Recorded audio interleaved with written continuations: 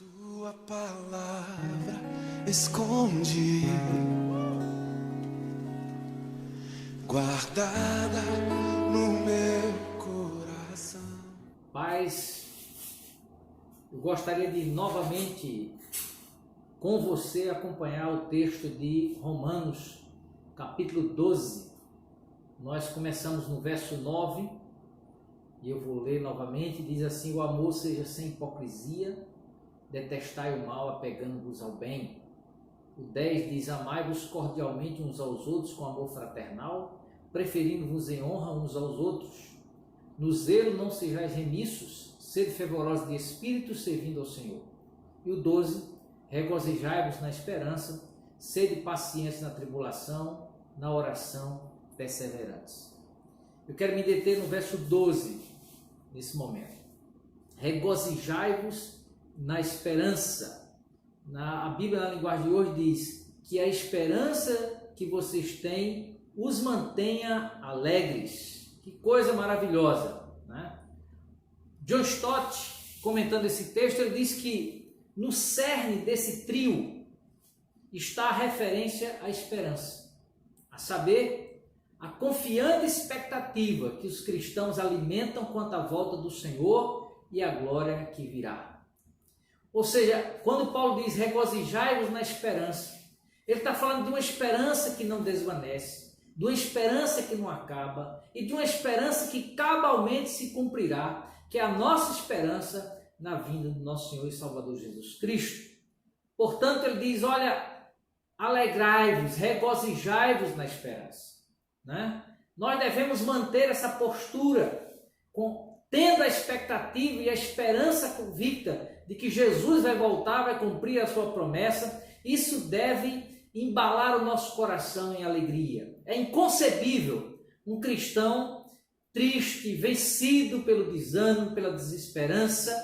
Ou seja, um cristão, por essa razão, ou seja, a volta de Cristo, ele essencialmente deve ser uma pessoa otimista, porque a esperança de que Jesus vai voltar, ela deve alegrar todos os nossos dias e nós devemos guardar isso como um tesouro precioso no nosso coração. Portanto, Paulo diz aqui, regozijai-vos na esperança. Mas ele diz também o seguinte, sede pacientes na tribulação.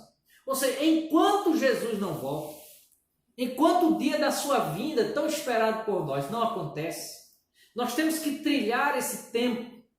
E é um tempo de muita tribulação. É por isso que Paulo diz que na tribulação nós precisamos ter paciência. Essa paciência aqui, amados, não é aquela paciência entregue, não é aquela paciência cabisbaixa, não é aquela paciência que nos torna incapazes. Essa paciência aqui significa resistência diante das tribulações, diante do estresse. Paulo está dizendo que no meio de um tempo tão difícil no qual estamos vivendo, nós devemos ter a paciência, ou seja, a resistência vinda de Deus para suportar esse tempo.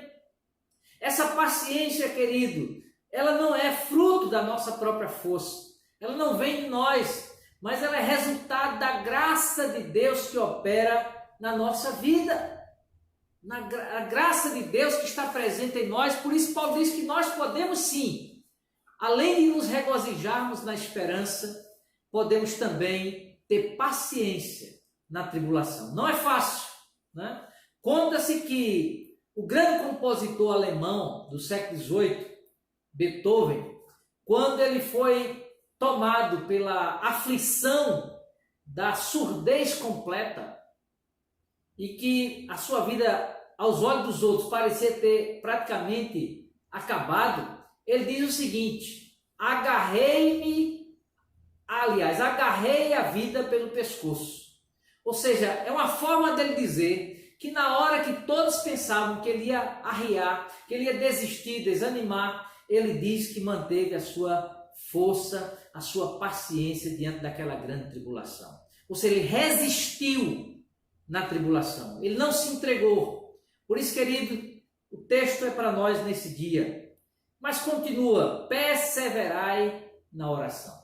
Irmãos, sem a oração, não há regozijo, não há paciência. É a oração que nos faz experimentar esse regozijo. É a oração que nos capacita a ter a paciência diante da tribulação. Por isso que o regozijo e a paciência precisam desse complemento que é a oração. E Paulo diz, perseverai na oração, ou seja, sejam persistentes em orar. Meus amados, uma das tendências do ser humano é o desânimo, é deixar de acreditar, é deixar de esperar. E eu quero nesta tarde dizer para você que a palavra de Deus nos desafia a perseverarmos, mas não somente perseverarmos em nós, perseverar na nossa capacidade, perseverarmos em qualquer outra coisa. Ele diz, perseverai na oração. O povo de Deus, diante dessa grande tribulação que vem contra nós, deve dobrar os seus joelhos, deve buscar a presença de Deus, deve tornar a oração um hábito e perseverar orando, pedindo, clamando, batendo, porque certamente Deus vai ouvir o clamor do seu povo. Por isso, meu querido, eu quero encerrar minha palavra relembrando você. Deixe que a esperança da volta de Cristo gere alegria do seu coração. Regozijai-vos na esperança. Meu amado, eu quero lembrar você que diante das grandes tribulações que nos afetam, a palavra de Deus nos convida a sermos pacientes, ou seja, aquela paciência que aguarda a intervenção de Deus, aquela paciência que resiste porque está esperando o Todo-Poderoso. E nós devemos continuar firmes em oração. Não deixemos de fazer isso. Que Deus fortaleça a mim e a você, que a nossa vida seja um testemunho vivo dessas três realidades que acabamos de ver, expressa na Escritura Sagrada. Deus te abençoe ricamente. Em nome de Jesus.